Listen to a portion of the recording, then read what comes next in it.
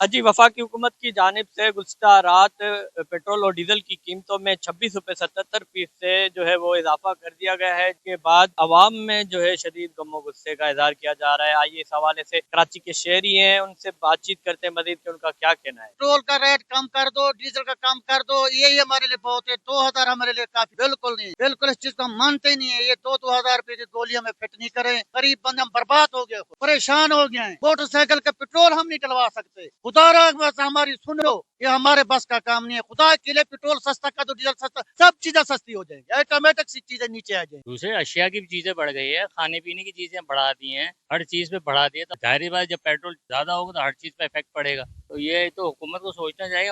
मेरा हुकूमत सोचती कहाँ है, इनके पास टाइम कहाँ है इतना सोचने के लिए, आवाम के लिए जो कुछ कर ही नहीं है। गरीबों के करने के लिए पहले पेट्रोल सस्ता करती है, फिर महंगा कर देती है, फिर और सस्ता करती है, फिर दोबारा उससे डबल कर देती है। क्या कहेंगे, आवाम परेशान है, उनको कोई भी वो नहीं है। इधर 10 रुपए बढ़े हैं ना पेट्रोल पे, अभी दूसरी चीजों पे 20 रुपए, 30 रुपए, 40 रुपए बढ़ जाएंगे। गरीब आवाम कहाँ जाए, किसको बोले, कोई सुनने वाला ही नहीं है। ने बातचीत सुनी, उनका कहना है कि हुकूमत की जानिब से जो 2000 रुपए सब्सिडी दी जा रही है वो नाकाफी है। उन्होंने मुतालबा किया है कि पेट्रोल और डीजल की कीमतें कम की जाए ताकि जो दीगर जिंदगी की जरूरियात की जो अशिया है उनकी कीमतें भी जो है कम हो सके। कैमरा टीम के साथ जवाद अली, वश न्यूज, कराची।